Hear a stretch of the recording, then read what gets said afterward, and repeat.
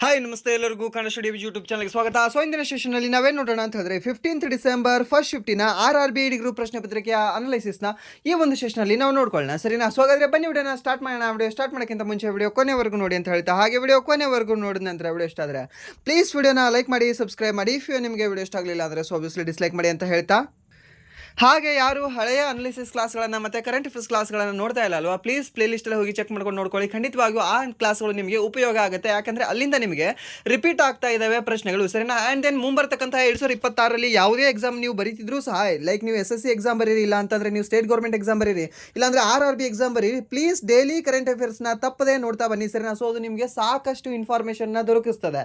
So ಅದು ನಿಮಗೆ current affairs clear ಮಾಡ್ತದೆ. ಆ್ಯಂಡ್ ದೆನ್ ಅದರ ಜೊತೆಗೆ ಸ್ಟ್ಯಾಟಿಕ್ GK ಹಲವಾರು ಪ್ರಶ್ನೆಗಳು ಸಹ ನಿಮಗೆ ಅದು ಕ್ಲಿಯರ್ ಮಾಡಿ ಕೊಡ್ತದೆ. ಸರಿನಾ? ಸೊ ಹಾಗಾದ್ರೆ ಬನ್ನಿ ಮೊದಲ ಪ್ರಶ್ನೆ ಏನಿದೆ ಅಂತ ನೋಡೋಣ. ಏನಿದೆ ಮೊದಲ ಪ್ರಶ್ನೆ? 2025ರ ವಿಶ್ವ ಪ್ಯಾರಾ ಅಥ್ಲೆಟಿಕ್ಸ್ ಚಾಂಪಿಯನ್ಶಿಪ್ ಎಲ್ಲಿ ನಡೆಯಿತು ಅಂತ ಕೇಳ್ತಾನೆ. ಸರಿನಾ? ಸೊ ಇದನ್ನು ಸಹ ನಾವು ನೋಡಿಲ್ವಾ? ಏನಿದೆ ಇದಕ್ಕೆ ಆಪ್ಷನ್ ಎ ನವದೆಹಲಿ, option B London, option C Tokyo, option D Paris ಅಂತ ಇದೆ. ಸೊ ಇದಕ್ಕೆ ಸರಿಯಾದ ಉತ್ತರ ಯಾವುದಾಗುತ್ತೆ ಅಂತ ನೋಡಿದ್ರೆ ಆಪ್ಷನ್ ಎ ನವದೆಹಲಿ ಅಂತ ಹೇಳ್ತೀವಿ. ಯಾವುದು? ನವದೆಹಲಿ. ಭಾರತದಲ್ಲಿ ಈ ವಿಶ್ವ ಪ್ಯಾರಾ ಅಥ್ಲೆಟಿಕ್ಸ್ ಚಾಂಪಿಯನ್ಶಿಪ್ಗಳು ನಡೆದಿತ್ತು. ಸರಿನಾ? ಯಾವ ವರ್ಷ? 2025ರಲ್ಲಿ. ಓಕೆ. ಆ್ಯಂಡ್ ದೆನ್ ಇಲ್ಲಿ ಅದಕ್ಕೆ ಸಂಬಂಧಪಟ್ಟಿರ್ತಕ್ಕಂಥ ಸ್ವಲ್ಪ ಇನ್ಫಾರ್ಮೇಷನ್ ಇದೆ. ಏನೇನಿದೆ ಇಲ್ಲಿ ಇನ್ಫಾರ್ಮೇಷನ್? ಇದು ನವದೆಹಲಿ ನಡೆದಿದೆ. ಸೊ ಯಾವಾಗ ನಡೆದಿದೆ ಅಂತ ನೋಡೋದಾದರೆ ಸೆಪ್ಟೆಂಬರ್ ಮತ್ತು ಅಕ್ಟೋಬರ್ ಮಧ್ಯದಲ್ಲಿ ಇದು ನಡೆದಿದೆ.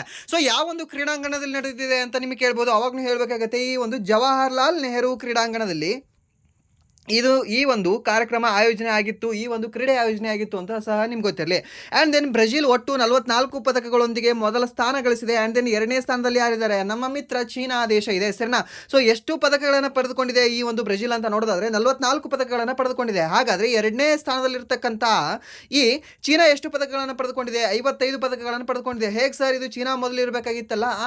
ಚೀನಾ ಎಷ್ಟೇ ಅದು 1000 ತಗೊಳ್ಳಿ, ಬಟ್ ಚಿನ್ನ ಯಾರು ಹೈಯೆಸ್ಟ್ ತೊಗೊಂಡಿರ್ತಾರಲ್ವ ಅವ್ರನ್ನ ನಾವು ಫಸ್ಟ್ ಅಂತ ಕನ್ಸಿಡರ್ ಮಾಡ್ತೀವಿ. ಸರಿನಾ? ಸೊ 15 ಚಿನ್ನಗಳನ್ನು ತೆಗೆದುಕೊಳ್ಳುವುದರ ಮೂಲಕ ಬ್ರೆಜಿಲ್ ಏನಿದೆ ಅಲ್ವಾ ಮೊದಲ ಸ್ಥಾನದಲ್ಲಿದೆ. ಹಾಗೆ ಈ 13 ಚಿನ್ನಗಳನ್ನು ಗಳಿಸುವುದರ ಮೂಲಕ ಈ ಚೀನಾ ಏನಿದೆ ಅಲ್ವಾ ಎರಡನೇ ಸ್ಥಾನದಲ್ಲಿದೆ. ಇದನ್ನು ಸಹ ಗೊತ್ತಿರಲಿ, ನಿಮಗೆ ಕೇಳಬಹುದು. ಸರಿನಾ?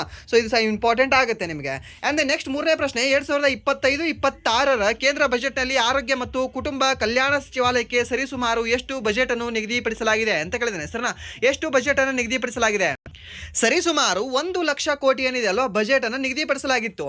ಸೊ ನಿಮ್ಗೆ ಗೊತ್ತಿರಲಿ, ಈ ರಕ್ಷಣಾ ವಲಯಕ್ಕೂ ಸಹ ನಿಮಗೆ ಕೇಳಿದ್ದಾನೆ ಒಂದು ಶಿಫ್ಟಲ್ಲಿ. ಸರಿನಾ? ಸೊ ನಿಮಗೆ ರಕ್ಷಣಾ ವಲಯದು ಸಹ ಅವಾಗ ಯಾರು ಇನ್ನು ಫೆಬ್ರವರಿ ಕ್ಲಾಸ್ಗಳಿದ್ರಲ್ವ ಅವಾಗ ಹೇಳಿದೆ ಅನ್ಸುತ್ತೆ. ಬಟ್ ಇವಾಗ ನೆನ್ಪಿಟ್ಕೊಳ್ಳಿ. ಮತ್ತೆ ಇನ್ನೊಂದೇನು ಅಂತಂದರೆ, ಈ ರಕ್ಷಣಾ ವಲಯಕ್ಕೆ ಎಷ್ಟು ಮೀಸಲಿಟ್ಟಿದ್ದಾರೆ ಅಂತಂದರೆ 6.5 ಲಕ್ಷ ಕೋಟಿ. ಓಕೆ. ಸೊ ಈ ವರ್ಷ ಮೀಸಲಿಟ್ಟಿದ್ದಾರೆ. So this is the highest amount. ಯಾವುದಕ್ಕೆ? ಈ ಒಂದು ರಕ್ಷಣಾ ವಲಯಕ್ಕೆ ಅಂತ ಹೇಳ್ತೀವಿ. ಆ್ಯಂಡ್ ದೆನ್ ಈ ಒಂದು ಆರೋಗ್ಯ ಇಲಾಖೆಗೆ ಅಥವಾ ಈ ಒಂದು ಆರೋಗ್ಯ ಸಚಿವಾಲಯಕ್ಕೆ ಎಷ್ಟು ಬಜೆಟನ್ನು ನಿಗದಿಪಡಿಸಿದ್ದಾರೆ ಅಂತಂದರೆ ಸುಮಾರು 1 ಲಕ್ಷ ಕೋಟಿ. 1 ಲಕ್ಷ ಕೋಟಿಗೆ ಇಲ್ಲಿ ಸಮೀಪವಾದದ್ದು ಯಾವುದಿದೆ? 75 ಇದೆಯಾ? ಆ್ಯಂಡ್ ದೆನ್ 125 ಇದೆಯಾ? ಆ್ಯಂಡ್ ದೆನ್ 50 ಇದೆಯಾ? ಸೊ ಇದಕ್ಕೆ ಸರಿಯಾದ ಉತ್ತರ ಯಾವುದಾಗುತ್ತೆ ಅಂದರೆ ಆಪ್ಷನ್ ಬಿ ಆಗುತ್ತೆ. 99,858 ಕೋಟಿ ಅಂತ ಹೇಳ್ತೀವಿ. ಸರಿನಾ? ಸೊ ಸರಿಸುಮಾರು 1 ಲಕ್ಷ ಕೋಟಿ ಏನಿದೆ ಅಲ್ವಾ ಈ ಆರೋಗ್ಯ ಮತ್ತು ಕುಟುಂಬ ಕಲ್ಯಾಣ ಸಚಿವಾಲಯಕ್ಕೆ ಮೀಸಲಿಡಲಾಗಿದೆ. ಸರಿನಾ? ಸೊ ಇಲ್ಲಿ ನಿಯರ್ ಬೈ ನಂಬರ್ ಏನಿದೆ ಅಲ್ವಾ ಅದನ್ನು ಹೋಲ್ ನಂಬರ್ ನೆನ್ಪಿಟ್ಕೊಳ್ಳಿ. ನೆನಪುಳಿತದೆ, ಇಲ್ಲ ಅಂತಂದರೆ ನೆನಪುಳಿಯಲ್ಲ. ಓಕೆ. ಇಲ್ಲಾಂದರೆ ಕನ್ಫ್ಯೂಷನ್ ಆಗಕ್ಕೆ ಸ್ಟಾರ್ಟ್ ಆಗುತ್ತೆ. ಸೊ ಅದು ಎಲ್ಲವೂ ಸಹ ಮರೆತು ಹೋಗ್ಬಿಡುತ್ತೆ ಅಷ್ಟೇ. ಆ್ಯಂಡ್ ದೆನ್ ಅದಕ್ಕೆ ಸಂಬಂಧಪಟ್ಟಿರ್ತಕ್ಕಂಥ ಸ್ವಲ್ಪ ಇನ್ಫಾರ್ಮೇಷನ್ ಇದೆ, ಇದನ್ನು ಸಹ ನೀವು ನೋಡ್ಕೊಳ್ಳಿ. ಸರಿನಾ? ಯಾವುದಿದೆ? ಈ ಒಂದು PMJAY ಇದು ಸಹ ಇದೆ. ಸರಿನಾ? ಸೊ ಇದನ್ನು ಸಹ ನೋಡ್ಕೊಳ್ಳಿ.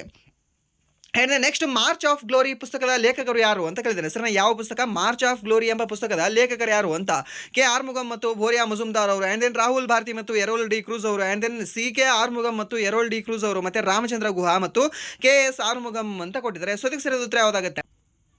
ಸರಿಯಾದ ಉತ್ತರ ಯಾವುದಾಗುತ್ತೆ ಅಂತ ನೋಡೋದಾದ್ರೆ ಆಪ್ಷನ್ ಸಿ ಅಂತ ಹೇಳ್ತೀವಿ. ಯಾವುದು?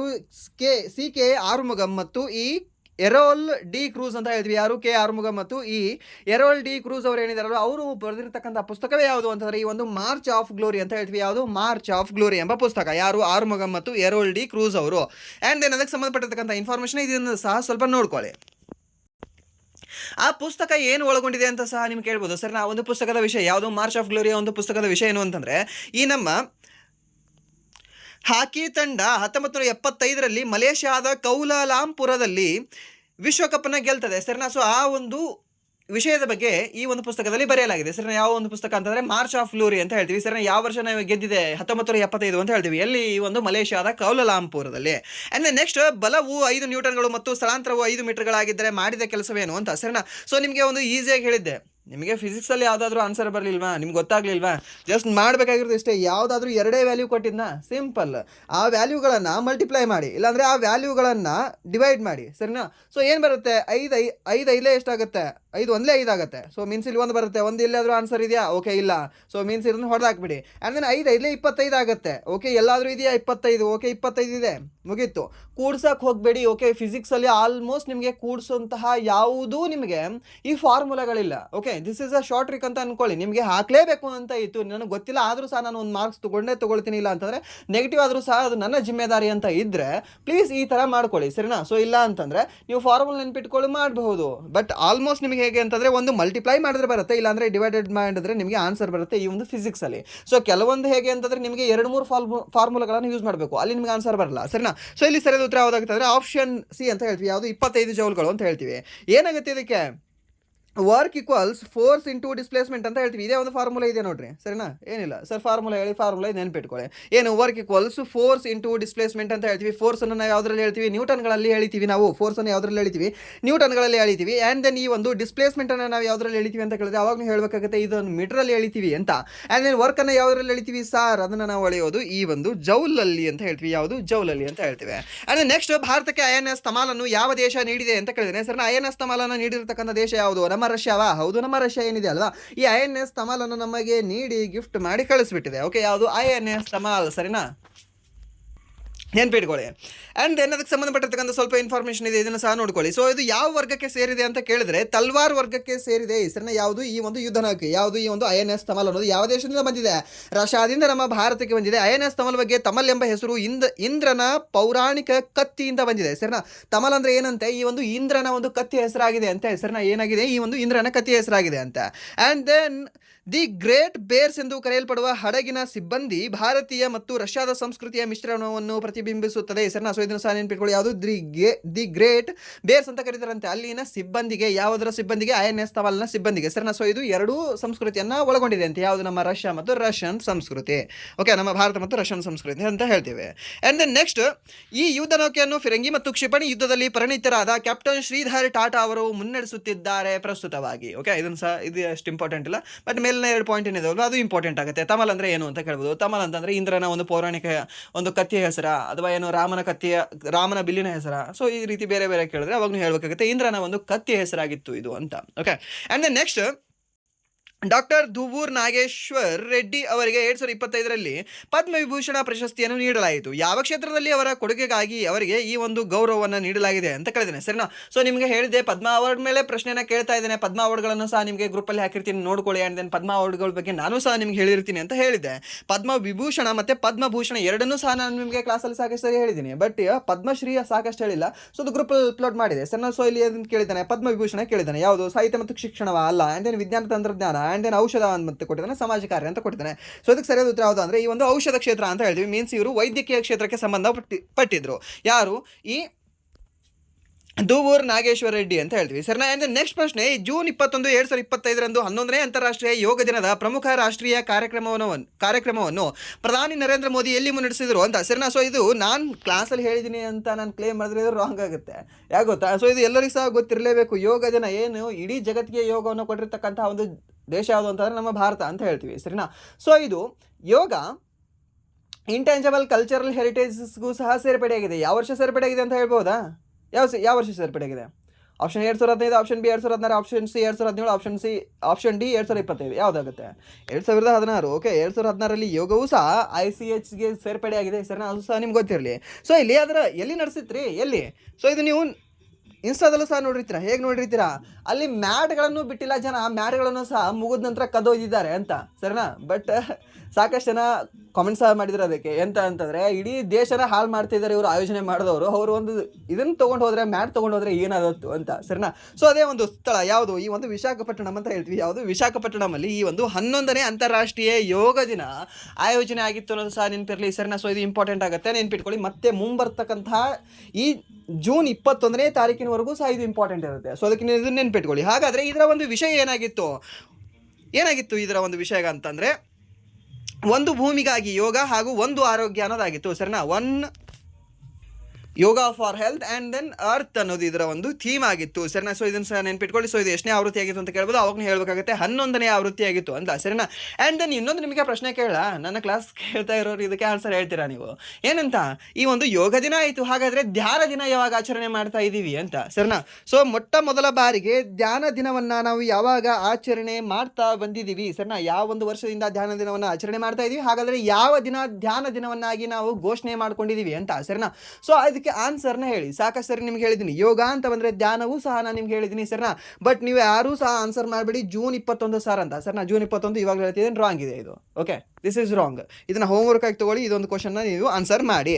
ಆ್ಯಂಡ್ ನೆಕ್ಸ್ಟ್ ಪ್ರಶ್ನೆ, 2025 ಬಿಹಾರ್ ವಿಧಾನಸಭಾ ಕ್ಷೇತ್ರದಲ್ಲಿ ಚುನಾವಣೆಯಲ್ಲಿ ಬಿಜೆಪಿ ಎಷ್ಟು ಸ್ಥಾನಗಳನ್ನು ಗಳಿಸಿತು ಅಂತ ಕೇಳಿದ್ದಾನೆ ಸರ್ನ. ಎಷ್ಟು ಸ್ಥಾನಗಳನ್ನು ಗಳಿಸಿದೆ? 89, 75, 101, 110 ಅಂತ ಕೊಟ್ಟಿದ್ದಾನೆ. ಸೊ ಇದಕ್ಕೆ ಸರಿಯಾದ ಉತ್ತರ ಯಾವುದಾಗುತ್ತೆ ಅಂದರೆ ಆಪ್ಷನ್ ಎ 89 ಸ್ಥಾನಗಳೇನಿದೆ ಅಲ್ವಾ, ಈ ಒಂದು ಬಿಜೆಪಿ ಗಳಿಸಿದೆ ಅಂತ ಹೇಳ್ತೇವೆ. ಆ್ಯಂಡ್ ನೆಕ್ಸ್ಟ್ JDU ಎಷ್ಟು ಸ್ಥಾನಗಳನ್ನು ಗಳಿಸಿದೆ? ಸೊ ಅದು 85 ಸ್ಥಾನಗಳನ್ನು ಗಳಿಸಿದೆ ಸರ್ನ. ಮೊದಲ ಬಂದಿರತಕ್ಕಂಥ ಈ ಒಂದು ಬಿಜೆಪಿ 89 ಸ್ಥಾನಗಳನ್ನು ಗಳಿಸಿದರೆ, ಈ JDU ಏನಿದೆ ಅಲ್ಲ 85 ಸ್ಥಾನಗಳನ್ನು ಗಳಿಸುವುದರ ಮೂಲಕ ಎರಡೂ ಸೇರಿ ಮೈತ್ರಿ ಮಾಡಿ ಇವಾಗ ಅಲ್ಲಿ ಸರ್ಕಾರವನ್ನು ರಚನೆ ಮಾಡಿದ್ದಾವೆ ಸರಿನಾ. ಸೊ ನಮ್ಮ ದೇಶ ಎಷ್ಟು ಮುಂದುವರಿತಾ ಇದೆ ಅಂತಂದ್ರೆ ಈ JDU ಅಥವಾ ಈ ಬಿಜೆಪಿಯ MLA ಒಬ್ರು ಮಹಿಳೆ, ಅವರಿಗೆ ಪ್ರಮಾಣ ವಚನ ಓದಕ್ಕೆ ಬರ್ತಾ ಇಲ್ಲ. ಯಾವ ಭಾಷೆಯಲ್ಲಿದೆ? ಇಂಗ್ಲೀಷ್ ಭಾಷೆಯಲ್ಲಿ ಇಲ್ವೇ ಇಲ್ಲ ಸರಿನಾ. ಸೊ ಹಿಂದಿ ಭಾಷೆಯಲ್ಲಿದೆ, ಹಿಂದಿ ಭಾಷೆಯಲ್ಲಿರೋದು ಓದಕ್ಕೆ ಬರ್ತಾ ಇಲ್ಲ. ಅವ್ರು ಪಕ್ಕದಲ್ಲಿರ್ತಕ್ಕಂಥ ಮತ್ತೊಬ್ಬ ಮಹಿಳೆ ಹೇಳ್ತಿದ್ದಾರೆ ಅವರಿಗೆ ನಿಧಾನವಾಗಿ, ಜೋರಾಗಿ ಹೇಳಿ, ಇನ್ನೊಂದು ಸ್ವಲ್ಪ ಅಲ್ಲಿ ಯಾರಿಗೇನು ಅನ್ನೋದಿಲ್ಲ ಅಂತ ಹೇಳ್ತಿದ್ದಾಳೆ ಅವಳು ಸರಿನಾ. ಮೀನ್ಸ್ ಎಂತಹ ಪರಿಸ್ಥಿತಿಗೆ ನಾವು ಬಂದಿದ್ದೀವಿ, ಎಂಥ ಮುಟ್ಟಾಡ್ರನ್ನ ನಾವು ಆಯ್ಕೆ ಮಾಡಿ ಈ ಒಂದು ವಿಧಾನಸಭೆಗೆ ಲೋಕಸಭೆ ಕಳಿಸ್ತಾ ಇದ್ದೀವಿ ಅಂತ ಸರಿನಾ. ಅವ್ರದ್ದು ಪ್ರಮಾಣ ವಚನಕ್ಕೆ ಓದಕ್ಕೆ ಬರ್ತಾ ಇಲ್ಲ. ಟೆಂಡರ್ಗಳನ್ನು ಏನು ಸೈನ್ ಮಾಡ್ತಾರೆ ಇವರು? ಈ ಒಂದು ಮತಕ್ಷೇತ್ರವನ್ನು ಹೇಗೆ ಉದ್ಧಾರ ಮಾಡ್ತಾರೆ? ಮಾಡಲ್ಲ ಇವರು. ಓಕೆ, ಸೊ ಇದನ್ನು ಸಹ ನಿಮ್ಗೆ ಗೊತ್ತಿರಬೇಕಾಗುತ್ತೆ. ಸೊ ಅದನ್ನೆಲ್ಲ ಬಿಟ್ಟು ಬಂದರೆ ಇವಾಗ ನಮ್ಮ ಕ್ವಶನ್ನ ನೋಡ್ಕೊಳ್ಳೋಣ. ಏನು ಬಿಜೆಪಿ 89 ಸ್ಥಾನ, ಈ ಒಂದು JDU 85 ಸ್ಥಾನ. JDU ಫುಲ್ ಫಾರ್ಮ್ ಕೇಳ್ಬೋದು, ನೆನ್ಪಿಟ್ಕೊಳ್ಳಿ ನೀವು. ಏನು ಜನತಾದಳ ಯುನೈಟೆಡ್ ಅಂತ ಹೇಳ್ತೀವಿ. ಆ್ಯಂಡ್ ದೆನ್ ಈ ಒಂದು ರಾಷ್ಟ್ರೀಯ ಜನತಾದಳ ಅಂತ ಬರುತ್ತೆ, ಇದು RJD 25 ಸ್ಥಾನಗಳನ್ನು ಗಳಿಸಿದೆ. ಆ್ಯಂಡ್ ದೆನ್ ನೆಕ್ಸ್ಟ್ ಈ ಒಂದು ಲೋಕ ಜನಶಕ್ತಿ ಪಕ್ಷ ಏನಿದೆ ಅಲ್ವಾ, ಮತ್ತು ಈ ಒಂದು ರಾಮ್ ವಿಲಾಸ್ ಅನ್ನೋದು ಆ ಒಂದು ಪಕ್ಷ 19 ಸ್ಥಾನಗಳನ್ನು ಪಡೆದಿದೆ. ಹಾಗೆ ಈ ಒಂದು INC ಏನಿದೆ ಅಲ್ವಾ, ಅದು 6 ಸ್ಥಾನಗಳನ್ನು ಪಡೆದರ ಮೂಲಕ ಅತಿ ಕೊನೆಯ ಸ್ಥಾನದಲ್ಲಿ ಹಾಯ್ ಅಂತ ಹೇಳಿದೆ ಯಾವುದು, ಈ ಒಂದು ಕಾಂಗ್ರೆಸ್ ಪಕ್ಷ. ಆ್ಯಂಡ್ ನೆಕ್ಸ್ಟ್ 2025 ಇಸ್ರೋ ತನ್ನ 100ನೇ ಕಾರ್ಯಾಚರಣೆಗೆ ಈ ಕೆಳಗಿನ ಯಾವ ಉಡಾವಣಾ ವಾಹನವನ್ನು ಬಳಸಲಿದೆ ಅಂತ ಕೇಳಿದ್ದೇನೆ ಸರ್ನ. ಯಾವುದು? ಈ GSLV F-15 ಅಂತ ಹೇಳ್ತೀವಿ. ಯಾವುದು? GSLV F-15. ಈ ಇಸ್ರೋ ತನ್ನ 100ನೇ ಕಾರ್ಯಾಚರಣೆಯನ್ನು GSLV F-15 ಉಡಾವಣಾ ವಾಹನವನ್ನು ಬಳಸಿಕೊಂಡು ಪ್ರಾರಂಭಿಸಿತು. NVS-02 ನಾವಿಕ್ 02 ಅಂತ ಹೇಳ್ತೀವಿ. ಸಂಚರಣೆ ಉಪಗ್ರಹವನ್ನು ಜನವರಿ 29, 2025 ಶ್ರೀಹರಿಕೋಟದ ಸತೀಶ್ ಧವನ ಬಾಹ್ಯಾಕಾಶ ಕೇಂದ್ರದಿಂದ ರಾಕೆಟ್ ಮೂಲಕ, ಯಾವ ರಾಕೆಟ್ ಮೂಲಕ? ಈ ಒಂದು GSLV F-15 ರಾಕೆಟ್ ಮೂಲಕ ಯಶಸ್ವಿಯಾಗಿ ಕಕ್ಷೆಗೆ ಸೇರಿಸಲಾಗಿದೆ ಸರ್. ಸೊ ಇದನ್ನು ಸ್ಕ್ರೀನ್ಶಾಟ್ ತೊಗೊಳ್ತಿರೋ, ನೆನ್ಪಿಟ್ಕೊಳ್ತಿರೋ, ರಟ್ಟ ಹೊಡಿತಿರೋ, ಏನಾದರೂ ಮಾಡಿ SSC MTS ಬರೆಯೋರು ಇದನ್ನು ಒಟ್ಟಿನಲ್ಲಿ ನೆನ್ಪಿಟ್ಕೊಳ್ಳಿ. ಓಕೆ, ಯಾಕಂದರೆ ಇದನ್ನು ಕೇಳ್ತಾನೆ. ಇವಾಗ ನಿಮಗೆ ಆಲ್ರೆಡಿ ಹೇಳಿದ್ದೆ, ಯಾವುದು NTPC ಎಕ್ಸಾಮ್ ಟೈಮಲ್ಲಿ, ಗ್ರಾಜುಯೇಟ್ ಟೈಮಲ್ಲಿ ಇದನ್ನು ಕೇಳ್ತಾನೆ ಅಂತ ಕೇಳಿದ್ದ. ಅಂಡರ್ ಗ್ರಾಜುಯೇಟ್ ಟೈಮಲ್ಲೂ ಸಹ ಹೇಳಿದ್ದೆ ಕೇಳ್ತಾನೆ ಅಂತ ಕೇಳಿದ್ದ. ಆ್ಯಂಡ್ ದೆನ್ ಇವಾಗಲೂ ಸಹ ಹೇಳ್ತಾ ಇದ್ದೀನಿ ಕೇಳ್ತಾನೆ ಅಂತ ಫಸ್ಟಲ್ಲೇ ಹೇಳಿದ್ದೆ ನಿಮಗೆ. ಸೊ ಇವಾಗ ಕೇಳಿದ್ದಾನೆ. ಆ್ಯಂಡ್ ದೆನ್ ನೆಕ್ಸ್ಟ್ ಮುಂಬರ್ತಕ್ಕಂಥ MTS ಎಕ್ಸಾಮಲ್ಲೂ ಕೇಳ್ತಾನೆ ಅಂತ ಇವಾಗಲೇ ಹೇಳ್ತಾ ಇದ್ದೀನಿ ಸರಿನಾ. ಸೊ ಅಲ್ಲೂ ಸಹ ಕೇಳ್ತಾನೆ. ಅದು MTS ನಿಮಗೆ ಅನಾಲಿಸಿಸ್ ಮಾಡೋಕ್ಕೆ ಚಾನ್ಸಸ್ ಇರೋದಿಲ್ಲ, ಯಾಕೆಂದರೆ ಜಾಸ್ತಿ ಹೆವಿ ಸ್ಟ್ರಿಕ್ಟ್ ಇದ್ದಾವೆ ಅಲ್ಲಿ ರೂಲ್ಗಳು. ಸೊ ಅದಕ್ಕೆ ಇವಾಗಲೇ ಹೇಳ್ತಾ ಇದ್ದೀನಿ, ನೀವು ನೆನ್ಪಿಟ್ಕೊಳ್ಳಿ. ಓಕೆ, ಇದು ಕೇಳ್ತಾನೆ. This is the most important question ಇದು. Okay, and next plaster of ಪ್ಯಾರಿಸ್ನ ರಾಸಾಯನಿಕ ಸೂತ್ರವೇನು ಅಂತ ಕೇಳಿದ್ದೇನೆ ಸರ್ನ. ಏನಿದೆ? CaSO4 ಅಂತ ಹೇಳ್ತೀವಿ ಸರ್ನ. ಏನಿದೆ ಈ ಒಂದು CaSO4 CaSO4 ಅಂತ ಹೇಳ್ತೀವಿ ಸರ್. ಈ ಒಂದು H2 ಏನಿದೆ ಅಲ್ವ, ಇದು ಪ್ಲಾಸ್ಟರ್ ಆಫ್ ಪ್ಯಾರಿಸ್ನ POP ಅಂತ ಹೇಳ್ತಾರಲ್ಲ. ಮೀನ್ಸ್ ಕಾಲೆಲ್ಲ ಮುರಿದಾಗ, ಕೈಯೆಲ್ಲ ಮುರಿದಾಗ ಕಟ್ತಾರಲ್ಲ, ಅದು ಮೇಲ್ಗಡೆ ಎಲ್ಲ ಹಾಕಿ ಸರಿನಾ. ಸೊ ಅದನ್ನ ಏನಂತ ಹೇಳ್ತೀವಿ? POP ಅಂತ ಹೇಳ್ತೀವಿ. ಆ್ಯಂಡ್ ದೆನ್ ಮನೆಗೆಲ್ಲ ಮೇಲೆ ಇವಾಗ ಫಾಲ್ ಸೀಲಿಂಗ್ ಹಾಕ್ತಾರಲ್ವ, ಫಾಲ್ ಸೀಲಿಂಗನ್ನು ಅನ್ನೋ ಬದಲು ನಮ್ಮ ಜನ ಏನಂತಾರೆ ಅಂದರೆ ಅದು POPನ ಅಂತ ಕರೀತಾರೆ ಸರಿನಾ. ಅದನ್ನು ಸಹ POP ಸರಿನಾ. ಸೊ ಆ ಒಂದು POP ಒಂದು ರಾಸಾಯನಿಕ ಸೂತ್ರವನ್ನು ನೆನ್ಪಿಟ್ಕೊಳ್ಳಿ. ಅದು CaSO4 H2 ಅಂತ ಹೇಳ್ತೀವಿ ಸರಿನಾ. ಸೊ ಇದನ್ನು ಸಹ ನೆನ್ಪಿಟ್ಕೊಳ್ಳಿ, ಕೇಳ್ಬೋದು ನಿಮಗೆ. ಸೊ ಅಲ್ಲಿ ಏನು, ಈ ಒಂದು ಕ್ಯಾಲ್ಸಿಯಂ ಸಲ್ಫೇಟ್ ಹೆಮಿಹೈಡ್ರೇಟ್ ಅಂದರೆ H2 ಅಷ್ಟೇ. ಆ್ಯಂಡ್ ದೆನ್ ನೆಕ್ಸ್ಟ್, ಚೀನಾ ತನ್ನ ಹೊಸ ವೀಸಾವನ್ನು ಯಾವ ಪ್ರದೇಶಕ್ಕೆ ಪ್ರಾರಂಭಿಸಿದೆ ಅಂತ ಸರ್ನ. ಏನಿಲ್ಲ, ಸ್ಟೆಮ್ಗೆ ಪ್ರಾರಂಭಿಸಿದೆ. ಸ್ಟೆಮ್ ಅಂದರೆ ಏನು? STEM. ಏನು ಸ್ಟೆಮ್ ಅಂದರೆ?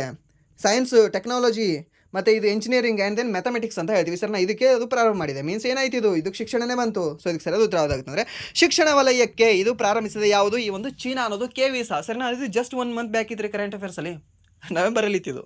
ಓಕೆ, ಕೇಳಿದೆ ನೋಡಿ ಇವಾಗ. ಆ್ಯಂಡ್ ದೆನ್ ನೆಕ್ಸ್ಟ್, ಓಕೆ, ಇಲ್ಲಿದೆ ನೋಡಿ ಸ್ಟೆಮ್ ಏನಿದೆ? ಫುಲ್ ಫಾರ್ಮ್ ನೆನ್ಪಿಟ್ಕೊಳ್ಳಿ. ಸ್ಟೆಮ್ ಏನಿದೆ? ಈ science, technology, engineering and then mathematics ಅಂತ ಹೇಳ್ತೀವಿ ಸರಿನಾ. ಸೊ ಇದನ್ನು ಸಹ ನೆನ್ಪಿಟ್ಕೊಳ್ಳಿ. ಆ್ಯಂಡ್ ನೆಕ್ಸ್ಟ್, ಚಂದ್ರನು ಭೂಮಿಯ ಸುತ್ತ ನೇರ ರೇಖೆಯ ಬದಲು ಬಾಗಿದ ಬಾಗಿದ ಕಕ್ಷೆಯಲ್ಲಿ ಸುತ್ತುವುದು ಏಕೆ ಅಂತ ಕೊಟ್ಟಿದ್ದಾನೆ. ಸರಿನಾ? ಯಾಕೆ? ಭೂಮಿಯ ಗುರುತ್ವಾಕರ್ಷಣಾ ಬಲವು ಅದನ್ನು ನಿರಂತರವಾಗಿ ತನ್ನೆಡೆಗೆ ಎಳೆಯುವುದರಿಂದ ಕೇಂದ್ರಾಭಿಮುಖ ಬಲ ಚಂದ್ರನು ನೇರ ರೇಖೆಯಲ್ಲಿ ಸುತ್ತುವುದಿಲ್ಲ, ಅದರ ಬದಲಾಗಿ ವೃತ್ತಾಕಾರದ ಮಾರ್ಗದಲ್ಲಿ ಸುತ್ತುತ್ತದೆ. ಯಾವುದು? ಈ ಒಂದು ಚಂದ್ರ ಅಂತ ಹೇಳ್ತೀವಿ. ಸರಿನಾ? ಸೊ ಇದನ್ನು ಸಹ ನೆನ್ಪಿಟ್ಕೊಳ್ಳಿ, ಕೇಳಬಹುದು. ಆ್ಯಂಡ್ ನೆಕ್ಸ್ಟ್, ವಿವಾದಾತ್ಮಕ ಕಾಂಚಿ ಗಚಿಬೌಲಿ ಅರಣ್ಯದ ಪ್ರದೇಶದ ಅಂದಾಜು ಅಷ್ಟು ವಿಸ್ತೀರ್ಣ ಎಷ್ಟು ಅಂತ. ಸರಿನಾ? ಸೊ ಇದನ್ನು ಸಹ ನಿಮಗೆ ಕ್ಲಾಸಲ್ಲಿ ಹೇಳಿದ್ದೇನೆ. ಎಷ್ಟು ಎಕರೆ ಇದೆ ಅದು? 150 ಎಕರೆ, 250 ಎಕರೆ, ಇದು 400 ಎಕರೆ, 700 ಎಕರೆ. ಸರ್ ಇದು ಕಾಂಚಿ ಗಚಿಬೌಲಿ ಅರಣ್ಯ ಪ್ರದೇಶ ಅಂತ ಇದು ಎಲ್ಲಿದೆ ಸರ್? ಫಸ್ಟ್ ಅದನ್ನು ಹೇಳಿ. ಅವ್ರಿಗೆ ನೆನಪು ಸಹ ಇರೋದಿಲ್ಲ. ಎಲ್ಲಿ ಅಂತಂದರೆ ಈ ತೆಲಂಗಾಣದಲ್ಲಿ ನ್ಯೂಸ್ ಇತ್ತು ಗೊತ್ತಾ? ತೆಲಂಗಾಣದ ಹೈದರಾಬಾದಲ್ಲಿ ಮೀನ್ಸ್ ಒಂದು ಯೂನಿವರ್ಸಿಟಿ ಅವರು, ಹೈದರಾಬಾದ್ ಯೂನಿವರ್ಸಿಟಿ ಅನ್ನೋದಲ್ವಾ, ಆ ಹುಡುಗರು ಸ್ಟ್ರೈಕ್ ಮಾಡ್ತಾ ಇದ್ರು.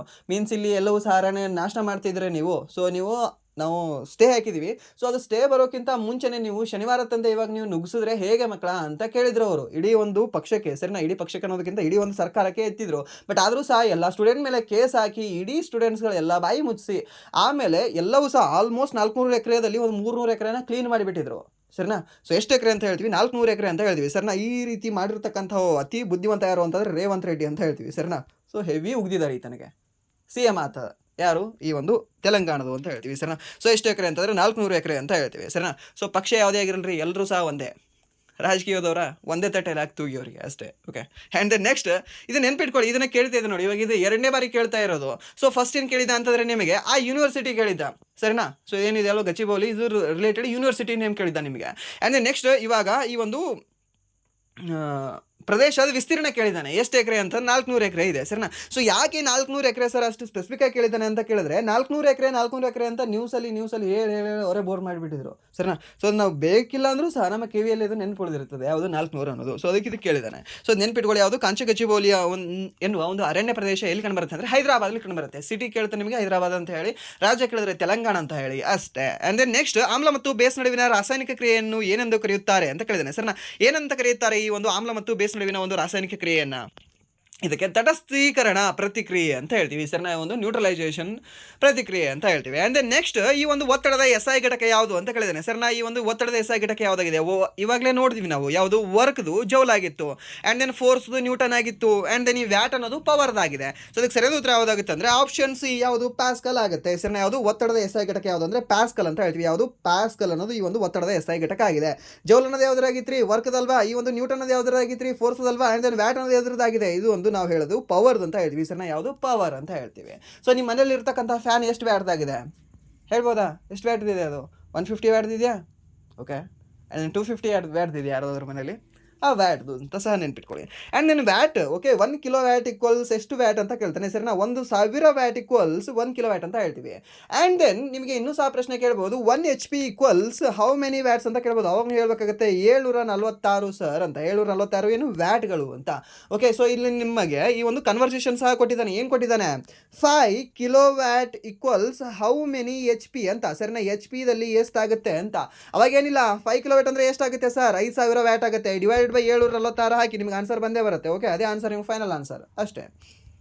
ಆ್ಯಂಡ್ ದೆನ್ ನೆಕ್ಸ್ಟ್, ಈ ಕೆಳಗಿನ ಯಾವ ರೋಗಗಳು ಲೈಂಗಿಕವಾಗಿ ಹರಡುವ ರೋಗಗಳಾಗಿದ್ದಾವೆ ಅಂತ ಕೇಳಿದಾರೆ. ಸರ್, ನಾ ಬ್ಯಾಕ್ಟೀರಿಯಾದಿಂದ ಬರುತ್ತವೆ ಅಂತ, ಅವು ಲೈಂಗಿಕ ರೋಗಗಳಾಗಿದ್ದಾವೆ ಅಂತ. ಯಾವುದು? ಗೊನೋರಿಯಾ ಅನ್ನೋದಾ? ಹೌದು. ಈ ಒಂದು ಗೊನೋರಿಯಾ ಅನ್ನೋದೇನಿದೆಯಲ್ವಾ, ಇದು ಬ್ಯಾಕ್ಟೀರಿಯಾದಿಂದನೇ ಬರುತ್ತೆ. ಹಾಗಾದರೆ ಇದು ಲೈಂಗಿಕವಾಗಿ ಹರಡ್ತಕ್ಕಂಥ ರೋಗವಾ? ಹೌದು, ಇದು ಸಹ ಲೈಂಗಿಕವಾಗಿ ಹರಡ್ತಕ್ಕಂಥ ರೋಗವಾಗಿದೆ. ಸಿಫಿಲಿಸ್ ಅನ್ನೋದು ಇದು ಸಹ ಬ್ಯಾಕ್ಟೀರಿಯಿಂದ ಬರುತ್ತೆ. ಹೌದು, ಓಕೆ, ಮ್ಯಾಚ್ ಆಯಿತು ನೋಡಿ. ಆ್ಯಂಡ್ ದೆನ್ ಇದು ಲೈಂಗಿಕವಾಗಿ ಹರಡುತ್ತಾ? ಹೌದು, ಇದು ಸಹ ಲೈಂಗಿಕವಾಗಿ ಹರಡುತ್ತೆ. ಸೊ ಇದಕ್ಕೆ ಸರಿಯಾದ ಉತ್ತರ ಯಾವುದಾಗುತ್ತೆ ಅಂದರೆ A ಮತ್ತು B ಎರಡೂ ಸಹ, ಈ ಗೊನೋರಿಯಾ ಮತ್ತು ಸಿಫಿಲಿಸ್ ಎರಡೂ ಸಹ ಬ್ಯಾಕ್ಟೀರಿಯಿಂದ ಬರುತ್ತವೆ. ಹಾಗೆ ಇವು ಲೈಂಗಿಕವಾಗಿ ಹರಡುತ್ತವೆ. ಓಕೆ, ಇದು ನೆನ್ಪಿಟ್ಕೊಳ್ಳಿ, ಕೇಳ್ಬೋದು. ಜಸ್ಟ್ HIV ಮಾತ್ರ ಅಲ್ಲ, HIV ಜೊತೆಗೆ ಈ ಒಂದು ಗೊನೋರಿಯಾ ಅನ್ನೋದು ಸಹ ಸಾಕಷ್ಟು ಕೇಳಿದಾನೆ ನಿಮಗೆ RRB ಎಕ್ಸಾಮ್ಗಳಲ್ಲಿ, ಆ್ಯಂಡ್ ದೆನ್ SSC ಎಕ್ಸಾಮ್ಗಳಲ್ಲಿ. ಆ್ಯಂಡ್ ದೆನ್ ಈ ಒಂದು ಸಿಫಿಲಿಸ್ ಅನ್ನೋದು ಸಹ ಕೇಳಿದ್ದಾನೆ. ಯಾವುದು? ಸಿಫಿಲಿಸ್ ಅಂತ ಹೇಳ್ತೇವೆ. ಓಕೆ, ಇದು ನೆನ್ಪಿಟ್ಕೊಳ್ಳಿ, ಕೇಳ್ಬೋದು. ಇದರಲ್ಲಿ ಸ್ವಲ್ಪ ಇನ್ಫಾರ್ಮೇಷನ್ ಇದೆ, ಅದನ್ನು ಸಹ ನೋಡ್ಕೊಳ್ಳಿ. ಓಕೆ, ಆ್ಯಂಡ್ ದೆನ್ ನೆಕ್ಸ್ಟ್, ಮಿಶ್ರ ಬೇಸಾಯ ಎಂದರೇನು ಅಂತ. ಮಿಶ್ರ ಬೇಸಾಯ ಅಂತಂದ್ರೆ ಏನು? ಅಲ್ಲಿ ಇವಾಗ ಭಾರತದಲ್ಲೆಲ್ಲೋ ಸಹ ಮಿಶ್ರ ಬೇಸಾಯನೇ ಇರುತ್ತೆ ಆಲ್ಮೋಸ್ಟ್. ಮೀನ್ಸ್ ಹೇಗೆ ಅಂತಂದರೆ, ಇವಾಗ ಒಂದು ಬೆಳೆನೂ ಸಹ ಬೆಳೀತಾ ಇರ್ತಾರೆ, ಆ್ಯಂಡ್ ದೆನ್ ಇವಾಗ ದನ ಕರುಗಳನ್ನು ಸಹ ಸಾಕಿರ್ತಾರಲ್ವ, ಅದನ್ನು ನಾವೇನಂತ ಹೇಳ್ತೀವಿ ಅಂದರೆ ಈ ಒಂದು ಮಿಶ್ರ ಬೇಸಾಯ ಅಂತ ಹೇಳ್ತೀವಿ. ಏನಂತ ಹೇಳ್ತೀವಿ? ಈ ಒಂದು ಮಿಶ್ರ ಬೇಸಾಯ ಅಂತ ಹೇಳ್ತೀವಿ. ಸೊ ಅದರಿಂದನೇ ಮೀನ್ಸ್ ಇವಾಗ ಎಮ್ಮೆಯಿಂದ ಸಗಣಿ ಸಿಗುತ್ತೆ, ಆಕಳಿಂದ ಸಗಣಿ ಸಿಗುತ್ತೆ, ಅದೆಲ್ಲ ಸಗಣಿಯಿಂದ ಮತ್ತೆ ಅದೇ ಹೊಲಕ್ಕೆ ನಾವು ಕಾಂಪೋಸ್ಟ್ ಆಗಿ ಬಳಕೆ ಮಾಡಿಕೊಂಡು ಮಿಶ್ರ ಬೇಸಾಯನ ಮಾಡ್ಕೊಳ್ಳೋದು ಅಂತ ಹೇಳ್ತೀವಿ. ಆ್ಯಂಡ್ ನೆಕ್ಸ್ಟ್, ಬಿಳಿ ಬೆಳಕು ಪ್ರಿಸಮ್ ಮೂಲಕ ಹಾದು ಹೋದ ನಂತರ ಏಕೆ ವಿಚಲಿತಗೊಳ್ಳುತ್ತದೆ ಅಂತ ಕೇಳಿದ್ದೇನೆ. ಸರಿ, ಯಾಕೆ ಅಂತಂದರೆ ಅದರ ಒಂದು ವಕ್ರೀಭವನ ಸೂಚ್ಯಂಕ ಏನಿದೆ ಅಲ್ಲ, ಪ್ರತಿಯೊಂದು ಬಣ್ಣಕ್ಕೂ ಏನಿದೆ ಅಂದರೆ ಡಿಫ್ರೆನ್ಸ್ ಇದೆ ಸರಿನಾ. ಸೊ ಒಂದು ಹೆಚ್ಚಿದೆ, ಒಂದು ಕಡಿಮೆ ಇದೆ, ಮತ್ತೊಂದು ಕಡಿಮೆ ಇದೆ. ಸೊ ಆಗಿರೋದ್ರಿಂದ ಸೊ ಅದೇನಿದೆ ಅಲ್ವಾ ವಿಚಲನಗೊಳ್ಳುತ್ತದೆ ಯಾವುದು ಈ ಒಂದು ಬಿಳಿ ಬೆಳಕು. ಆ್ಯಂಡ್ ನೆಕ್ಸ್ಟ್ ಕಪ್ಪೆ ತನ್ನ ಲಾರ್ವಾ ಹಂತದಿಂದ ಯಾವ ಪ್ರತಿಕ್ರಿಯೆಯಿಂದ ವಯಸ್ಕ ಜೀವಿಯಾಗುತ್ತದೆ ಅಂತ ಕೇಳಿದ್ದೇನೆ ಸರಿನಾ. ಯಾವ ಒಂದು ಪ್ರತಿಕ್ರಿಯೆ ಮೂಲಕ ಈ ಒಂದು ಮೆಟಾಮಾರ್ಫಾಸಿಸ್, ಹೌದು ಈ ಒಂದು ಮೆಟಾಮಾರ್ಫಾಸಿಸ್ ಅನ್ನುವ ಒಂದು ಪ್ರಕ್ರಿಯೆ ಮೂಲಕ ಅದನ್ನ ಏನಂತ ಹೇಳ್ತೀವಿ, ಟಡಪ್ ಅಂತ ಹೇಳ್ತೀವಲ್ವಾ, ಟಾಡಪ್ ಅಂತ ಹೇಳ್ತೀವಿ ಅದಕ್ಕೆ, ಯಾವುದು ಕಪ್ಪೆಯ ಒಂದು ಲಾರ್ವಾ ಹಂತಕ್ಕೆ ಸರಿನಾ. ಸೊ ಆ ಒಂದು ಹಂತದಿಂದ ಅದು ದೊಡ್ಡದಾಗುತ್ತಲ್ವಾ, ಸೊ ಅದಕ್ಕೆ ನಾವೇನಂತ ಹೇಳ್ತೀವಿ ಅಂದರೆ ಮೆಟಾಮಾರ್ಫೋಸಿಸ್ ಎಂಬ ಒಂದು ಪ್ರಕ್ರಿಯೆ ಮೂಲಕ ಅದು ದೊಡ್ಡದಾಗ್ತದೆ ಅಂತ ಹೇಳ್ತೇವೆ. ಆ್ಯಂಡ್ ದೆನ್ ನೆಕ್ಸ್ಟ್ ಓಕೆ ಇಲ್ಲಿದೆ ನೋಡಿ ಟ್ಯಾಡ್ಪೋಲ್, ಅದು ಟ್ಯಾಡ್ಪೋಲ್ ಓಕೆ, ಅದು ಟ್ಯಾಡ್ಪೋಲ್ ಅಂತ ಹೇಳ್ತೀವಿ.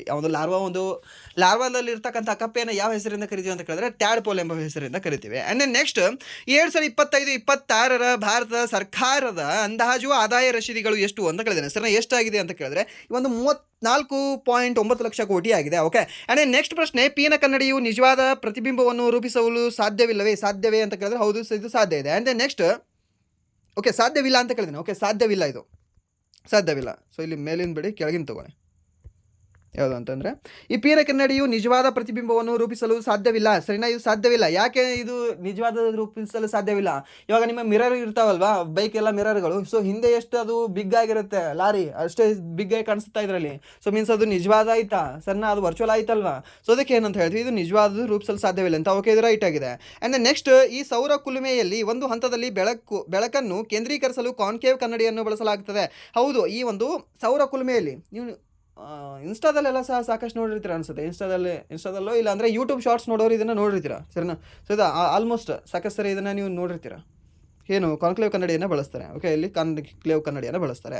ಆ್ಯಂಡ್ ದೆನ್ ನೆಕ್ಸ್ಟ್ ಪ್ರಶ್ನೆ, ಓಕೆ ಅದಕ್ಕೆ ಹೇಳಿಕೆ 1 ಮತ್ತು 2 ಎರಡು ಸರಿಯಾಗಿದೆ. ಆ್ಯಂಡ್ ದೆನ್ ನೆಕ್ಸ್ಟ್ ಈ ಒಂದು ಕ್ಸೈಲಮ್ನ ಪೋಷಕ ಅಂಗಾಂಶ ಯಾವುದು ಅಂತ ಕೇಳಿದ್ರೆ ಸರಿನಾ. ಈ ಒಂದು ಕ್ಸೈಲಮ್ನ ಪೋಷಕ ಅಂಗಾಂಶಗಳು ಯಾವ್ದು ಅಂತ ಕೇಳಿದ್ರೆ ಈ ಒಂದು ಟ್ರಾಕಿಡ್ಗಳು ಅಂತ ಹೇಳ್ತೀವಿ, ನಾಳಗಳು ಅಂತ ಹೇಳ್ತೀವಿ, ಮತ್ತು ಕ್ಸೈಲಮ್ ಫೈಬರ್ಗಳು ಅಂತ ಹೇಳ್ತೀವಿ, ಮತ್ತು ಈ ಒಂದು ಕ್ಸೈಲಮ್ ಪ್ಯಾರಾಕೈಮಾ ಅಂತ ಹೇಳ್ತೀವಿ ಸರಿನಾ. ಇವುಗಳೇನಿದಾವಲ್ವಾ ಪ್ರಾಥಮಿಕವಾಗಿ ಇವುಗಳಲ್ಲಿ ಟ್ರಾಕಿಡ್ಗಳು ಮತ್ತು ನಾಳಗಳು ಪ್ರಾಥಮಿಕವಾಗಿ ನೀರನ್ನು ನಡೆಸುತ್ತವೆ ಸರಿನಾ. ಮೀನ್ಸ್ ನೀರನ್ನು ಟ್ರಾನ್ಸ್ಪೋರ್ಟ್ ಮಾಡ್ತವೆ.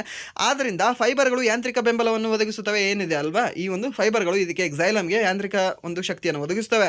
ಮತ್ತು ಪ್ಯಾರಂಕೈಮಾ ಆಹಾರ ಸಂಗ್ರಹಣೆ ಮತ್ತು ನೀರಿನ ಪಾರ್ಶ್ವ ವಹನವನ್ನು ಒದಗಿಸುತ್ತದೆ. ಯಾವುದು ಈ ಒಂದು ಪ್ಯಾರಂಕೈಮಾ ಅನ್ನೋದು. ಓಕೆ, ಸೊ ಇಲ್ಲಿ ಯಾವ್ದು ಕೇಳಿದ್ದ ನೀವು ಅದು ಕೇಳಬೇಕಾಗುತ್ತೆ. ಆ್ಯಂಡ್ ನೆಕ್ಸ್ಟ್ ಆಮ್ಲವು ಲೋಹದ ಕಾರ್ಬನೇಟ್ನೊಂದಿಗೆ ಪ್ರತಿಕ್ರಿಯಿಸಿದಾಗ ಏನು ರೂಪುಗೊಳ್ಳುತ್ತದೆ ಅಂತ ಕೇಳಿದ್ರೆ ಸರಿನಾ. ಆಮ್ಲವು ಕಾರ್ಬೋನೇಟ್ನೊಂದಿಗೆ ಪ್ರತಿಕ್ರಿಯಿಸಿದಾಗ ಏನು ರೂಪುಗೊಳ್ಳುತ್ತದೆ? ಇದು ಕ್ವಶನ್ ಕೇಳಿಲ್ವಾ? ರಿಪೀಟೆಡ್ ಕ್ವಶನ್ ಇದು, ಎಕ್ಸಾಕ್ಟ್ ರಿಪೀಟೆಡ್ ಕ್ವಶನ್ ಇದು. ಯಾವುದು ರಿಪೀಟ್ ಆಗಿದೆ ನೋಡ್ರಿ, ಇದು ಎಕ್ಸಾಕ್ಟ್ ರಿಪೀಟ್ ಆಗಿದೆ ನೋಡಿ. ಇದು ಕ್ವಶನ್ ಯಾವ್ದು ಅಂತ ಹೇಳ್ತೀವಿ, ಉಪ್ಪು ನೀರು ಮಾತ್ರ. 3 ಪ್ರಾಡಕ್ಟ್ ಕೊಡುತ್ತೆ ಅದು. ಯಾವುದು? ಉಪ್ಪು ನೀರು ಮತ್ತು ಇಂಗಾಲದ ಡೈಆಕ್ಸೈಡ್ ಸರಿನಾ. ಸೊ ನೆನ್ಪಿಟ್ಕೊಳ್ಳಿ, ಈ ಒಂದು ಆಮ್ಲ, ಈ ಒಂದು ಆ್ಯಸಿಡ್ ಮತ್ತು ಈ ಒಂದು ಕಾರ್ಬೋನೇಟ್ ಏನಾದರೂ ಎರಡೂ ಸಹ ಪ್ರತಿಕ್ರಿಯೆ ಆಯಿತು ಅಂತಂದರೆ, ಓಕೆ ಎರಡೂ ಸಹ ಮಿಲನ ಆಯಿತು ಅಂತಂದರೆ ಅದರಲ್ಲಿ ಏನು ಪ್ರೊಡ್ಯೂಸ್ ಆಗುತ್ತೆ ಅಂದರೆ ಒಂದು ಉಪ್ಪು ಆ್ಯಂಡ್ ದೆನ್ ನೀರು ಮತ್ತು ಈ ಒಂದು ಇಂಗಾಲದ ಡೈಆಕ್ಸೈಡ್ ಅನಿಲ ಏನಿದೆಯಲ್ಲ, ಈ 3 ಸಹ ಪ್ರೊಡ್ಯೂಸ್ ಆಗ್ತವೆ. 2 ಮಾತ್ರ ಅಲ್ಲ, 3 ಸಹ ಪ್ರೊಡ್ಯೂಸ್ ಆಗ್ತವೆ ಅನ್ನೋದು ಸಹ ನೆನ್ಪಿಟ್ಕೊಳ್ಳಿ. ಯಾವುದು? ಈ ಒಂದು ಆಮ್ಲದ ಲೋಹವು ಕಾರ್ಬೋನೇಟ್ನೊಂದಿಗೆ ಪ್ರತಿಕ್ರಿಯಿಸಿದಾಗ ಏನು ರೂಪುಗೊಳ್ಳುತ್ತದೆ ಅಂತ ಕೇಳಿದ್ರೆ ಉಪ್ಪು, ನೀರು ಮತ್ತು ಇಂಗಾಲದ ಡೈಆಕ್ಸೈಡ್ ಅನಿಲ. ಓಕೆ. ಆ್ಯಂಡ್ ದೆನ್ ನೆಕ್ಸ್ಟ್ ಈ ಅದಿರುಗಳಿಂದ ಶುದ್ಧ ರೂಪದಲ್ಲಿ ಲೋಹಗಳನ್ನು ಪಡೆಯುವ ಪ್ರಕ್ರಿಯೆಯನ್ನು ಏನೆಂದು ಕರೆಯುತ್ತಾರೆ? ಇದು ಎಕ್ಸಾಕ್ಟ್, ಇದು ಕ್ವಶನ್ ಸಹ ರಿಪೀಟ್ ನೋಡಿ, ಎಕ್ಸಾಕ್ಟ್ ರಿಪೀಟ್ ಆಗಿದೆ. ಏನು ಕ್ವಶನ್ ಅವ್ರಿಗೆ ಕಡಿಮೆ ಬಿದ್ದಿದ್ದಾವ ಅಂತ. ಓಕೆ, ರಿಪೀಟ್ ಆಗಿದೆ ನೋಡಿ. ಯಾವುದು? ಆಪ್ಷನ್ ಸಿ, ಲೋಹಶಾಸ್ತ್ರ ಅಂತ ಹೇಳ್ತೀವಿ. ಆ್ಯಂಡ್ ನೆಕ್ಸ್ಟ್ ನರಮಂಡಲವು ಯಾವ ಭಾಗಗಳನ್ನು ಒಳಗೊಂಡಿದೆ? ನರಮಂಡಲ ಯಾವ ಭಾಗಗಳನ್ನು ಒಳಗೊಂಡಿದೆ ರೀ? ನರ ಆಪ್ಷನ್ ಸಿ, ಮೆದುಳು ಮತ್ತು ಬೆನ್ನುಹುರಿ ಅಂತ ಹೇಳ್ತೀವಿ. ಓಕೆ, ಯಾವುದು? ಮೆದುಳು ಮತ್ತು ಬೆನ್ನುಹುರಿ. ಆ್ಯಂಡ್ ನೆಕ್ಸ್ಟ್ ನರಕೋಶಗಳ ಬಗ್ಗೆ ಈ ಕೆಳಗಿನ ಯಾವ ಹೇಳಿಕೆ ತಪ್ಪಾಗಿದೆ ಅಂತ ಕೇಳಿದ್ದೇನೆ ಸರಿನಾ. ಸೊ ಉದ್ದದಲ್ಲಿ ಕಡಿಮೆ ಇದೆ ಅಂತ ಕೊಟ್ಟಿದ್ದೇನಲ್ವ, ಇದೇ ತಪ್ಪು. ಉದ್ದದಲ್ಲಿ ಅದು ದೊಡ್ಡದಾಗಿರುತ್ತೆ, ಉದ್ದವಾಗಿರುತ್ತೆ, ಮತ್ತು ಈ ಒಂದು ಅತ್ಯಂತ ಉದ್ದವಾದ ಜೀವಕೋಶ ಆಗಿದೆ ನಮ್ಮ ಮಾನವರಲ್ಲಿ. ಆ್ಯಂಡ್ ನೆಕ್ಸ್ಟ್ ಕಾರ್ಡಿಯೋಗ್ರಫಿಯಲ್ಲಿ ಅಲ್ಟ್ರಾಸೌಂಡ್ನ ಪ್ರಾಥಮಿಕ ಬಳಕೆ ಏನು ಅಂತ ಕೇಳಿದ್ದೇನೆ ಸರ್ನ. ಕಾರ್ಡಿಯೋಗ್ರಫಿ ಅದಕ್ಕೆ ಮಾಡ್ತಾರೆ? ಕಾರ್ಡಿಯೋ ಅಂತಂದ್ರೆ ಏನು? ಹೃದಯ ಅಂತ ಹೇಳ್ತೀವಿ ಸರ್ನ. ಈ ಒಂದು ಹೃದಯದ ಆಕಾರ ಮತ್ತು ಕಾರ್ಯವನ್ನು ಪರಿಶೀಲಿಸುವುದೇ ಈ ಒಂದು ಅಲ್ಟ್ರಾಸೌಂಡ್ನ ಒಂದು ಕಾರ್ಯವಾಗಿದೆ. ಅದರಲ್ಲಿ ಈ ಒಂದು ಕಾರ್ಡಿಯೋಗ್ರಫಿಯಲ್ಲಿ ಸರ್ ನೆನ್ಪಿಟ್ಕೊಳ್ಳಿ, ಕೇಳಬಹುದು ಇದನ್ನು ಸಹ. ಆ್ಯಂಡ್ ನೆಕ್ಸ್ಟ್ ಈ ಕೆಳಗಿನ ಯಾವ ಮಾನವ ನಿರ್ಮಿತ ವಸ್ತು ಬ್ಯಾಕ್ಟೀರಿಯಿಂದ ಕೊಳೆಯುವುದಿಲ್ಲ? ಇದು LKG ಹುಡುಗರು ಸಹ ಹೇಳ್ತಾರೆ. ಯಾವುದು? ಪ್ಲಾಸ್ಟಿಕ್ ಅಂತ.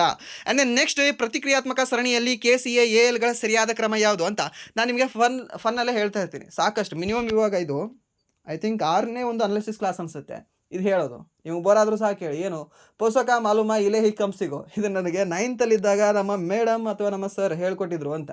ಸರಿಯಾ? ಮೀನ್ಸ್ ಇದು ರಿಯಾಕ್ಟಿವ್ ಒಂದು ಸಿರೀಸ್ ಇದೆ ರೀ, ಪೋಷಕ. ಓಕೆ, ಪೋಷಕ ಅಂತಂದರೆ ಪೊಟ್ಯಾಷಿಯಮ್ ಅಂತ ಹೇಳ್ತೀವಿ, ಸೊ ಅಂತಂದರೆ ಸೋಡಿಯಂ ಅಂತ ಹೇಳ್ತೀವಿ, ಆ್ಯಂಡ್ ದೆನ್ ಕ್ಯಾಲ್ಸಿಯಂ ಅಂತ ಹೇಳ್ತೀವಿ, ಆ್ಯಂಡ್ ದೆನ್ ಮಾಲೂಮ ಓಕೆ ಮ್ಯಾಗ್ನೀಷಿಯಮ್ ಮ್ಯಾಗ್ನೀಷಿಯಂ ಬರುತ್ತಾ ಇಲ್ಲ ಅಲ್ಯೂಮಿನಿಯಂ ಬರುತ್ತೆ. ಓಕೆ, ಸೊ ಅಲ್ಯೂಮಿನಿಯಂ ತೊಗೊಳ್ತೀವಿ. ಸೊ ಇಲ್ಲಿ ಯಾವುದು ಬರುತ್ತೆ ನಿಮಗೆ ಫಸ್ಟ್ ಈ ಒಂದು ಪೊಟ್ಯಾಷಿಯಂ ಬಂತು. ಪೊಟ್ಯಾಷಿಯಂ ಯಾವುದಿದೆ ಇಲ್ಲಿಲ್ಲ. ಓಕೆ, ಇಲ್ಲಿದೆ.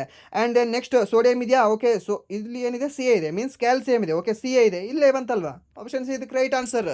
ನೆನ್ಪಿಟ್ಕೊಳ್ಳಿ, ಏನಾದರೂ ಒಂದು ಜುಗಾಡ್ ಮಾಡ್ಕೊಳ್ಳಿ, ನೆನ್ಪಿಟ್ಕೊಳ್ಳಿ. ಓಕೆ, ಒಂದು ಮಾರ್ಕ್ಸ್ ಬರುತ್ತೆ, ಜಾಬ್ ಆಗುತ್ತೆ ಅಷ್ಟೇ. ಓಕೆ, ಇದು ಸರಿಯಾದ ಉತ್ತರ ಯಾವುದಾಗುತ್ತೆ ಅಂದರೆ ಆಪ್ಷನ್ ಸಿ ಅಂತ ಹೇಳ್ತೀವಿ, ಸರಿನಾ? ಸೊ ಏನಿಲ್ಲ, ಜಸ್ಟ್ ಗೂಗಲಲ್ಲಿ ಸರ್ಚ್ ಮಾಡಿ ಏನಂತ ರಿಯಾಕ್ಟಿವಿಟಿ ಸಿರೀಸ್ ಅಂತ ಸರ್ಚ್ ಮಾಡಿ. ಸೊ ಅಲ್ಲಿ ನಿಮಗೆ ಒಂದು 14 ಇಲ್ಲ ಒಂದು 15 ಸಿಗ್ತವೆ. ಸೊ ಅದನ್ನು ನೋಡ್ಕೊಳ್ಳಿ ಅಷ್ಟೇ, ಏನಿಲ್ಲ, ಈಸಿಯಾಗಿ ನೆನ್ಪಿಟ್ಕೊಳ್ಬೋದು. ಆ್ಯಂಡ್ ದೆನ್ ನೆಕ್ಸ್ಟ್ ಓಕೆ, ಇಲ್ಲಿ ಮ್ಯಾಥ್ಸ್ ಕ್ವಶನ್ ಇದೆ, ಇದನ್ನು ಮ್ಯಾಥ್ಸ್ ಕ್ವಶನ್ನ ಮಾಡ್ಕೊಳ್ಳಿ. ಆ್ಯಂಡ್ ದೆನ್ ಇಲ್ಲೊಂದು ಮ್ಯಾಥ್ಸ್ ಕ್ವಶನ್ ಇದೆ, ಇದನ್ನು ಸಹ ನೀವು ಮಾಡ್ಕೊಳ್ಳಿ ಅಂತ ಹೇಳ್ತಾ ವಿಡಿಯೋನ ಇಲ್ಲಿವರೆಗೂ ನೋಡೋದಕ್ಕಾಗಿ ಫಸ್ಟ್ ಆಫ್ ಆಲ್ ಧನ್ಯವಾದಗಳು. ಹಾಗೆ ಇಲ್ಲಿವರೆಗೂ ವಿಡಿಯೋ ನೋಡಿ ನಿಮಗೆ ಏನಾದರೂ ವಿಡಿಯೋ ಇಷ್ಟ ಆಗಿದ್ರೆ ಪ್ಲೀಸ್ ವಿಡಿಯೋನ ಲೈಕ್ ಮಾಡಿ, ಸಬ್ಸ್ಕ್ರೈಬ್ ಮಾಡಿ. ಇಫ್ ನಿಮಗೆ ವಿಡಿಯೋ ಇಷ್ಟ ಆಗಿಲ್ಲ ಅಂದರೆ ಆಬ್ವಿಯಸ್ಲಿ ಡಿಸ್ಲೈಕ್ ಮಾಡಿ ಅಂತ ಹೇಳ್ತಾ, ಹಾಗೆ ಪ್ಲೀಸ್ ಮುಂಬರ್ತಕ್ಕಂಥ 2026ಕ್ಕೆ ಯಾರ್ಯಾರು ಯಾವುದೇ ಎಕ್ಸಾಮ್ ನೀವು ಸ್ಟಡಿ ಮಾಡ್ತಾ ಇರಿ, ಸರಿನಾ? ಸೊ ನೀವು SSC GD ಸ್ಟಡಿ ಮಾಡ್ತಾ ಇರಿ, ಆ್ಯಂಡ್ ದೆನ್ SSC MTSಗೆ, ಆ್ಯಂಡ್ ದೆನ್ ನೆಕ್ಸ್ಟ್ ನೀವು ಹೇಳೋದಾದರೆ ಈ ಒಂದು SSC CGL, CHSL, RRB, D group, NTPC, and then ಬೇರೆ ALP ಆಗಿರಲಿ, ಟೆಕ್ನಿಷಿಯನ್ ಆಗಿರಲಿ, ಆ್ಯಂಡ್ ದೆನ್ ನೀವು ಸುಪ್ರೀಂ ಕೋರ್ಟ್ ಎಕ್ಸಾಮ್ಗೆ ಟ್ರೈ ಮಾಡ್ತಾ ಇರಲಿ, ಇಲ್ಲ ಅಂದರೆ ನೀವು ಸ್ಟೇಟ್ ಗೌರ್ಮೆಂಟ್ ಎಕ್ಸಾಮ್ಗೆ ಟ್ರೈ ಮಾಡ್ತಾ ಇರಲಿ, ಪ್ಲೀಸ್ ಡೈಲಿ ಕರೆಂಟ್ ಅಫೇರ್ಸ್ ಕ್ಲಾಸ್ಗಳನ್ನು ನೋಡ್ತಾ ಬನ್ನಿ, ಸರಿನಾ? ಸೊ ನಿಮಗೆ ನಿಜವಾಗ್ಲೂ ಹೇಳ್ತಾ ಇದ್ದೀನಿ, ಆ 15 ನಿಮಿಷ ನೀವು ಏನು ನೋಡ್ತೀರಲ್ವ ಅದು ವರ್ತ್ಫುಲ್ ಅನಿಸುತ್ತೆ. ನಿಮ್ಮ ಎಕ್ಸಾಮ್ ಹಾಲಲ್ಲಿ ಕುಂತಾಗ ಒಂದು ಮುಗುಳ್ನಗೆ ಬಂದೇ ಬರುತ್ತೆ. ಸರ್, ನಾನು ಮುಗುಳ್ನಗೆ ಬರಲಿಲ್ಲ ಅಂತಂದರೆ ಅವಾಗ ನೀವು ಬಂದು ನನಗೆ ಮೆಸೇಜ್ ಮಾಡಿ, ಸರ್ ನೀವು ಹೇಳಿದ್ದು ಯಾವುದೂ ಸಹ ಕ್ವಶನ್ ಬರಲಿಲ್ಲ, ನೀವು ಕರೆಂಟ್ ಅಫೇರ್ಸಲ್ಲಿ ಏನಾದರೂ ಇವಾಗ ಒಂದು 10 ಕ್ವಶನ್ ಕೇಳಿದ್ದಾನೆ ಅಂತ ಅನ್ಕೊಳ್ಳಿ, ಸರ್, ನಾನು 10 ಕ್ವಶನಲ್ಲಿ ಏನಾದರೂ 5 ಕ್ವಶನ್ಗಿಂತ ಜಾಸ್ತಿ ನನ್ನ ಕ್ಲಾಸ್ಗಳಿಂದ ಬರಲಿಲ್ಲ ಅಂತಂದರೆ ಅವಾಗ ನೀವು ಹೇಳಿ ನನಗೆ, ಸರ್ ನೀವು ಹೇಳಿರೋದು ಯಾವುದೂ ಸಹ ಕ್ವಶನ್ ಬಂದಿಲ್ಲ, ಯಾಕೆ ಮಾಡ್ತಿದ್ರೆ ಅದನ್ನು ನಿಲ್ಲಿಸಿ ಅಂತ ಅವಾಗ ನಿಲ್ಲಿಸ್ತೀನಿ, ಸರಿಯಾ? ಸೊ ಅಲ್ಲಿವರೆಗಾದರೂ ಪ್ಲೀಸ್ ನೋಡ್ಕೊಳ್ಳಿ. ಓಕೆ, ಡೈಲಿ ಕರೆಂಟ್ ಅಫೇರ್ಸ್ ಕ್ಲಾಸನ್ನು ನೋಡ್ಕೊಳ್ಳಿ, ಯಾಕಂದರೆ ಅಲ್ಲಿ ನಿಮಗೆ ಸಾಕಷ್ಟು ಕ್ವಶನ್ಗಳು ಕವರ್ ಆಗ್ತಾ ಇದ್ದಾವೆ. 15 ನಿಮಿಷದಲ್ಲಿ ಸಾಕಷ್ಟು ಇನ್ಫಾರ್ಮೇಷನ್ ನಿಮ್ಗೆ ದೊರಕ್ತಾ ಇದೆ. ಸೊ ಆದ ಕಾರಣದಿಂದ ಅಷ್ಟೇ, ಸರಿನಾ? ಸೊ ಇಷ್ಟು ಹೇಳ್ತಾ ವಿಡಿಯೋನ ಎಲ್ಲಿಗೆ ಏನು ಮಾಡ್ತಿದ್ದೀನಿ. Once again thank you so much.